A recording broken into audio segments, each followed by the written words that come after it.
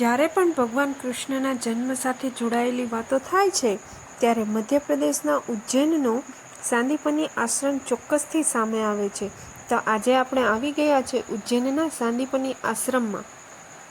આ આશ્રમમાં ભગવાન શ્રી કૃષ્ણએ 64 દિવસ સુધી અભ્યાસ કર્યો અને 64 વિદ્યાઓ અને 16 કલાઓ શીખી અને પ્રથમ જગતગુરુ બન્યા. આ દરમિયાન ભગવાન બલરામ અને સુદામા પણ તેમની સાથે અભ્યાસ કરવા માટે આવ્યા હતા. ભગવાન કૃષ્ણના ગુરુ મહર્ષિ સાંદીપનીનો આશ્રમ લગભગ 5555 વર્ષ જૂનો છે. સાંદીપની આશ્રમમાં ગુરુ સાંદીપનીજીની મૂર્તિ સામે ચરણ પાદુકા પણ જોવામાં આવે છે. ધાર્મિક ગ્રંથોમાં ઉલ્લેખ છે કે 11 વર્ષ અને 7 દિવસની ઉંમરે ભગવાન શ્રી કૃષ્ણ તેમના મામા કંસની હત્યા કરી બાબા મહાકાલની નગરી અવંતિકામાં આવ્યા હતા.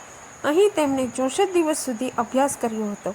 આશ્રમમાં ભગવાન શ્રી કૃષ્ણની મૂર્તિ બેઠેલી મુદ્રામાં જોઈ જ્યારે અન્ય મંદિરોમાં ભગવાન કૃષ્ણ ઊભા થઈને વાંસળી વગાડતા જોવા મળે છે, અહીં ભગવાન કૃષ્ણ બાળકના રૂપમાં જોવા મળે છે. તેમના બંને હાથમાં સ્લેટ અને પેન છે. આ દર્શાવે છે કે તેઓ અભ્યાસ કરી રહ્યા છે. સાંદીપની આશ્રમમાં વિશ્વભરમાંથી લોકો મોટી સંખ્યા માટે દર્શન કરવામાં આવે છે. ઉજ્જૈનના સાંદીપની આશ્રમમાં શ્રી કૃષ્ણ જન્માષ્ટમીનો તહેવાર પણ ધામધૂમથી મનાવવામાં આવે છે. હરિ સાથે હરિનું મિલન એટલે કે હરિ અને સાથે હરની મુલાકાત સાંદીપની આશ્રમમાં જ થઈ હતી. હરિ એટલે ભગવાન કૃષ્ણ અને હર એટલે ભોલેનાથ. જ્યારે શ્રી કૃષ્ણ અભ્યાસ માટે સાંદીપની આશ્રમ પહોંચ્યા ત્યારે ભગવાન શિવ તેમને મળવા ગયા હતા. આ દરમિયાન ભગવાન શિવે શ્રી કૃષ્ણના બાળપણના મનોરંજન પણ જોયા. એવું કહેવાય છે કે હરિહર સાંદીપની આશ્રમમાં મળ્યા ત્યારે આ દુર્લભ ક્ષણ હતી.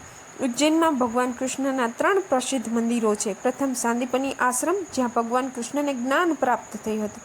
બીજું ગોપાલનાથ મંદિર છે અને ગોપાલનાથ મંદિરની જાળવણી સંધ્યા રાજવી પરિવાર કરે છે. અને ત્રીજું મંદિર છે ઇસ્કોન મંદિર. ત્રણેય મંદિરોની શ્રી કૃષ્ણ જન્માષ્ટમીનો તહેવાર ઘણો ધામધૂમથી મનાવવામાં આવે છે.